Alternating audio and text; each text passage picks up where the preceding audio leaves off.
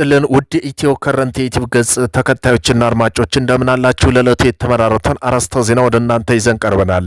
ኢራን የመጨረሻውን ካርድ ሳበች። በዚህም ጉዳይ የዜና ጥንቅራችን አካተናል። የኢራን ፓርላማ አፈ ጉባኤ ታጥቀናል፣ ተዘጋጅተናል፣ እንዲሁም ቆርጠን ተነስተናል፣ ጠላቶቻችን ወደፊት ይምጡ፣ ብቻ እኛ በሙሉ ዝግጅት እየጠበቅናቸው ነው፣ ብቻ እንዳይቀሩብን አደራ ብለዋል። በዚህም ጉዳይ የዜና ጥንቅራችን አካተናል። ቆይታችሁ የምትሰሙት ይሆናል። ሳውዲ አረቢያ እጅ መስጠቷን እየተሰማ ነው። በምን ጉዳይ የሚለውንም የዜና ጥንቅራችን አካተናል። ጦርነቱን ለማቆም የግድ ከቴህራን ጋር ዲፕሎማሲያዊ ስምምነት መድረስ ነው። ትራምፕ ካሉት ዋሽንግተን በቦምብ እየደበደበች ባለበት ሁኔታ በንግግር እምነት የለንም የኢራን የውጭ ጉዳይ ሚኒስተር። በዚህም ጉዳይ የዜና ጥንቅራችን አካተናል።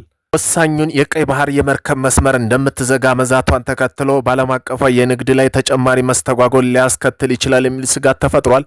የዜና ጥንቅራችን አካተናል።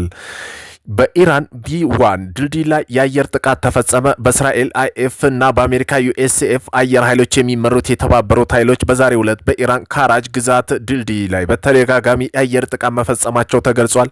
በዚህም ጉዳይ ዜና ጥንቅራችን አካተናል።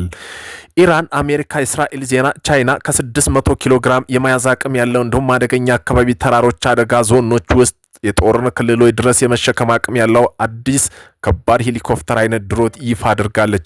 በዚህም ጉዳይ ዜና ጥንቅራችን አካተናል። እነዚህን የመሳሰለው አርዕስተ ዜና ወደ እናንተ ይዘን ቀርበናል። ቤተሰብ ለመሆን ላይክ፣ ሸር፣ ሰብስክራይብ ማድረገውን እንዳይረሱ። የኢራን የመጨረሻ ቀይ ካርድ ሳበች። የሆርሙዝ ወሽመጥ በር ሙሉ በሙሉ መዝጋቷን አስታውቃለች። የሆርሙዝ ወሽመጥ በዓለም አቀፍ የነዳጅና ጂኦፖለቲክ ውስጥ እጅግ ወሳኝ ስፍራ ሲሆን ኢራን ይህንም ሙሉ በሙሉ ዘጋች የሚለው ዜና እንደ ቀላል መታየት የለበትም። የዓለም ኢኮኖሚና የጸጥታ ላይ የሚያስከትለው እጅግ ከፍተኛ ነው ተብሏል። የቀውሱ ዋና ዋና ነጥቦች የሚከተሉ ሲሆን የዓለም ኃይል ኢነርጂ አቅርቦ መታወቅ እንዲሁም በአብዛኛውን የዓለም አቀፍ የኢኮኖሚ ድቀት የሚያስከትል ሲሆን የነዳጅ ዋጋ በመጨመሩ በቀጥታ ከምርትና ትራንስፖርት ጋር የተያዘ መሆኑ ይታወቃል። ወታደራዊና ደህንነት ስጋት በተመለከተ የሆርሙዝ መዘጋት ለታላላቅ ሀገራት ቀይ መስመር ተደርጎ የሚወሰድ ነው። አሜሪካና ምዕራባዊ ሀገራት የባህር መስመሩን ለማስከፈት ወታደራዊ እርምጃ ሊወስዱ ይችላሉ። ይህ በቀጠናው መጠነ ሰፊ ጦርነት ሊቀሰቅስ ይችላል። የጂኦፖለቲካ ለውጥ እንደ ሳውዲ እና የተባበሩት አረብ ኤሚሬት ያሉ ሀገራት በየብስ በኩል ወደ ቀይ ባህር የሚያደርሱ የነዳጅ ቧንቧ ለመጠቀም ይሞክራሉ። ነገር ግን እነዚህ ቧንቧዎች በወሽመጡ የሚቀላቀለው የነዳጅ መጠን ሙሉ በሙሉ መተካት አይችሉም። በዚህ ሳምንት መሰሩ ክፍት ካልሆነ ኢራን ላይ እጅግ ከፍተኛ ከባድ የሆነ የዓለም አቀፍ ማዕቀቦች እንዲጣሉና በዓለም የንግድ ስርዓት እንድትገለል ሊያደርጋት ይችላል። የሆርሙዝ ወሽመጥ መዘጋት የኢኮኖሚ ሱናሚ እንደሚያስነሳ ይቆጠራል። አሸናፊ የሌለውና ሁሉም ሀገራት ኢራንን ጨምሮ ለከፍተኛ ኪሳራ የሚዳረግ አደገኛ ክስተት ነው ተብሏል። ሳውዲ አረቢያ ለአሜሪካ ፈቃድ አልሰጥም አለች። ሳውዲ አረቢያ ማንኛውም በአሜሪካ የሚመራ የጦር እርምጃ በኢራን ላይ እንዲፈጸም መሬትም ሆነ የአየር ክልል ለመጠቀም የሚቀርብ ጥያቄ እንደማትቀበል አስታውቃለች። ሳውዲ አረቢያ የግዛቷ ሉዓላዊነት እንዲከበር አጥብቃ አሳስባለች። የአየር ክልሏም ሆነ ወታደራዊ ካምፑ በጎረቤት ሀገር ኢራን ላይ የሚሰነዘር ጥቃት ማደሪያ እንዳይሆን ከልክላለች። ውሳኔ ሚድል ኢስት መካከለኛው ምስራቅ ያለው ውጥረት ለማርገብና ሀገራት በጦርነት ውስጥ እጃቸው እንዳያስገቡ ለመከላከል ያለመ መሆኑ ተገልጿል።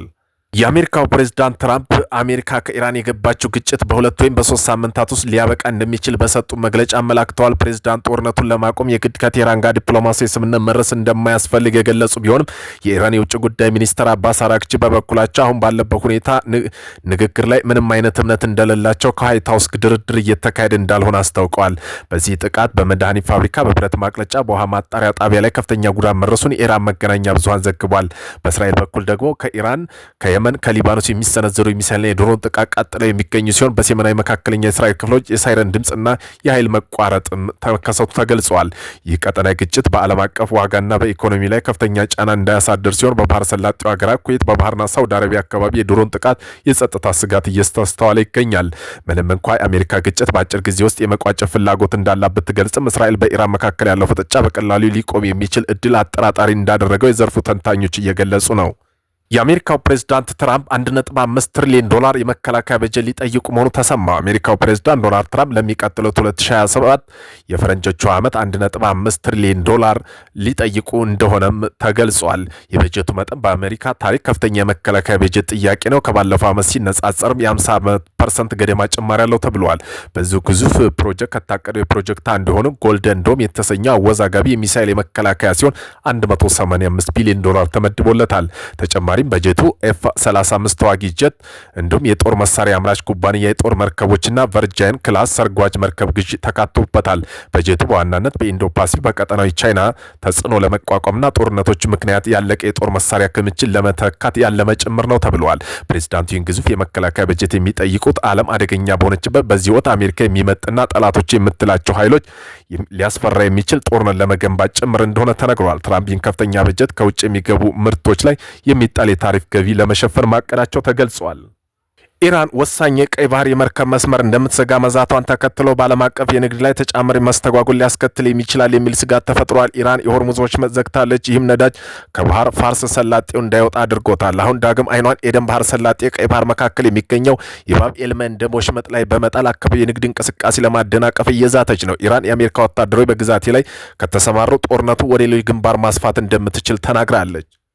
ኢራን ቢ1 ድልድይ አየር ጥቃት ተፈጸመ። በእስራኤል ኃይሎችና በአሜሪካ አየር ኃይሎች የሚመሩት የተባበሩት ኃይሎች በዛሬው ዕለት በኢራን ካራጅ ግዙፍ ድልድይ ላይ ተደጋጋሚ የአየር ጥቃት መፈጸማቸው ተዘግቧል። ጥቃቱ ያረፈው በግንባታው ባለው የሾሂድ አልቦርስ ሰሜን ካራጅ የፍጥነት መንገድ አካል በሆነው ቢ1 ድልድይ ላይ ነው። የጥቃቱ ብዛት ድልድዩ በዛሬው ዕለት ለሁለተኛ ጊዜ ከፍተኛ ርቀት የሆነ የሚተኮስ ሚሳኤል ተመቷል። የድልድዩ አስፈላጊነት ቢ1 ድልድይ በግንባታው ተጠናቆ ኖሮ በኢራን ረጅሙ ድልድይ መሆን ክብር ይኖረው ነበር። በድልድዩ ዋና ከተማ ቴህራን በካራጅ መካከል ያለው ትራንስፖርት እንቅስቃሴ በማቀላጠፍ እጅግ ወሳኝ መሰረተ ልማት ነው። የጦር ተንታኙ እንደሚሉ ከሆነ ተደጋጋሚ ጥቃት እንደሚያሳየው አሜሪካና እስራኤል አየር ኃይሉ ድልድዩ ሙሉ በሙሉ ለማፍረስ የኢራን ስትራቴጂካዊ ትራንስፖርት መስመሮች ለማቋረጥ አልመው እየሰሩ መሆኑ ታውቋል። ትራምፕ ኢራንን ወደ ድንጋይ ዘመን እንመልሳታለን ሲሉ ዛቱ። የአሜሪካው ፕሬዝዳንት ትራምፕ ኢራን ወደ ድንጋይ ዘመን እንመልሳታለን ሲሉ፣ የኢራን ጦር በበኩሉ አንድም የጠላት ወታደር ከኢራን ምድር በህይወት አይወጣም ሲሉ አስጠንቅቀዋል። ፕሬዝዳንት ትራምፕ በኢራን ጉዳይ ላይ ባደረጉ ንግግር በጦራቸው በቀጠናው 2 ወይ ሳምንታት ውስጥ እስካሁን ጠንከር ያለ ጥቃት እንደሚፈጽም ተናግረዋል። አሜሪካ በጦርነት የያዘችው ግቦች ለማሳካት መቃረቧን የገለጹ ፕሬዝዳንቱ ነገር ግን ኢራን ባለስልጣን ያቀረቡትን የድርድር ሀሳብ ካልተቀበሉ ጦርነት ይቀጥላል ነው ያሉት። የኢራን ጦር ጠቅላይ ሚኒስተር የሆኑት ሜጀር ጄኔራል አሚር ሀቲም በበኩላቸው አሜሪካ እስራኤል በኢራን ላይ እግረኛው ዘመቻ ከጀመሩ አንድም የጠላት ወታደር ከኢራን ምድር በህይወት አይወጣም ብለዋል። ቴህራን ባለፉት ቀናት በቀጠናው ከአሜሪካ እስራኤል ይወግናሉ ባለቻቸው ሀገራት የኢንዱስትሪ መሰረተ ልማት ላይ በፈጸመቸው ጥቃት ማስጠንቀቂያ መሆኑን ገልጸዋል። ኢራን አብዮታዊ ዘብ በሀገሪቱ ኢንዱስትሪ መሰረተ ልማቶች ላይ መሰል ጥቃቶች የሚፈጽሙ ከሆነ ከዚህ የከፋ ያጸፋ እርምጃ እንደሚወስዱ አስጠንቅቀዋል። የሁለቱ ሀገር መግለጫ አንድ ወር የተሻገረ ኢራንና የአሜሪካ እስራኤል ጦርነት ከመቋጨት ተባብሶ ሊቀጥል እንደሚችል አመላካች መሆኑን ሮይተርስ ዘግቧል።